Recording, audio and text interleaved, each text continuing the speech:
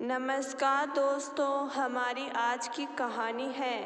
पति ने अपनी पत्नी से कहा, इतने सुंदर और महंगे कपड़े भी तुम्हारे शरीर पर आते ही बेकार और सस्ते लगने लगते हैं। गुंजन के पति राहुल का ऑफिस से फ़ोन आया था। बोला, गुंजन तुम्हें प्रेम याद है ना, मेरा दोस्त।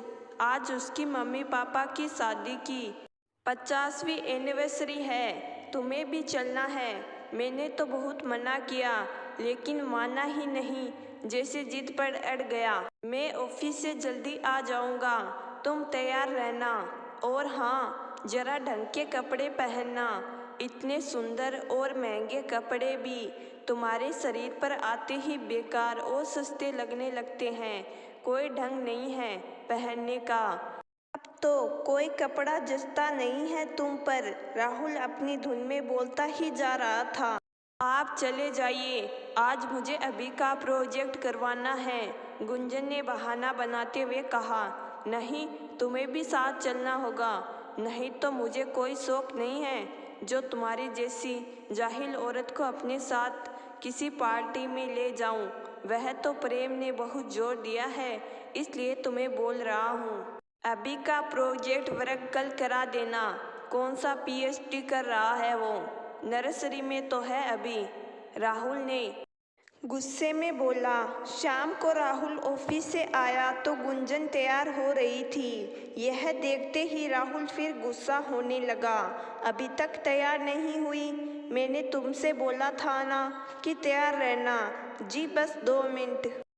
राहुल के लिए चाय बनाकर गुंजन जल्दी से जल्दी तैयार होने लगी। अभी को रमा काकी के पास छोड़कर दोनों पार्टी के लिए जाने लगे। रमा काकी कई सालों से अभी को घर पर ही संभालती थी। ज़्यादा उम्र हो जाने की वजह से वह केवल अभी का ही ध्यान रखती थी। बाकी और कामों के लिए लगभग 23 वर्षीय महिला काम वाली रीना आती थी। घर के बाकी काम वही करती थी। घर में पैसों की कोई कमी ना थी, बस कमी थी तो प्यार की। राहुल की अच्छी खासी नौकरी थी, वो एक बैंक में मैनेजर थे।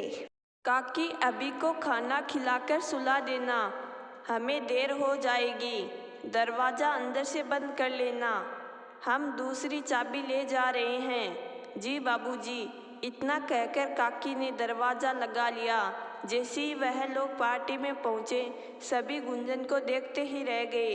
गुंजन सुंदर बहुत थी, लेकिन कभी राहुल ने उसको उसका कभी एहसास नहीं कराया था।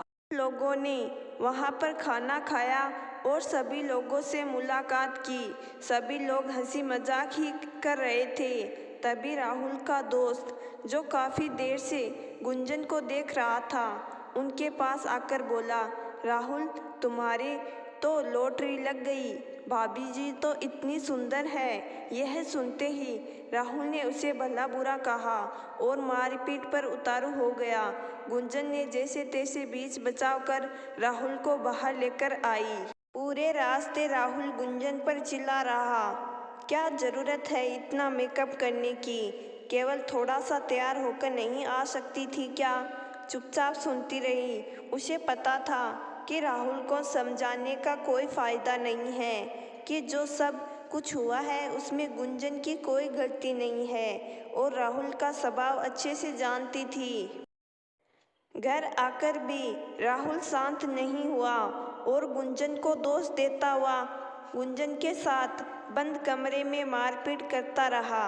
अगले दिन सुबह गुंजन उठी तो उसका सर दर्द हो रहा था।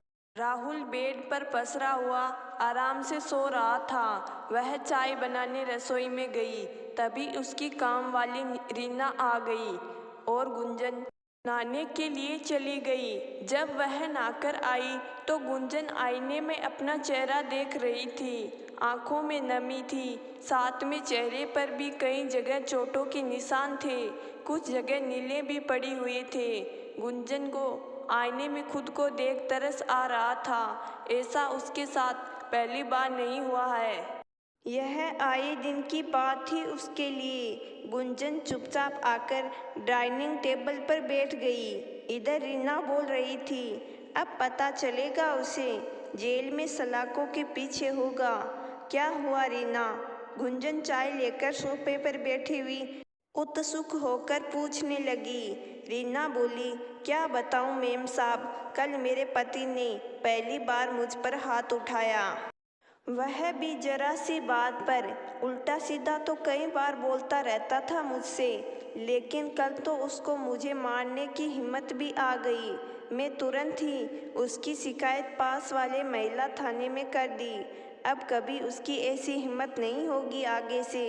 अगर पहली बार उसे छोड़ देती तो वह पता नहीं कितनी बार हाथ उठाता मुझ पर।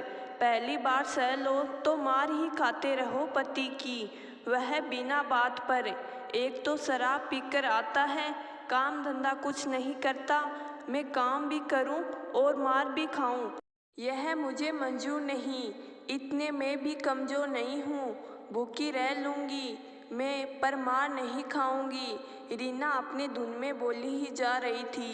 गुंजन को अपने ऊपर गुस्सा आ रहा था। मैंने मन में सोचा, जब यह इतनी स्वाभिमान है तो मैं इतने दिनों से क्यों मार खा रही थी राहुल की।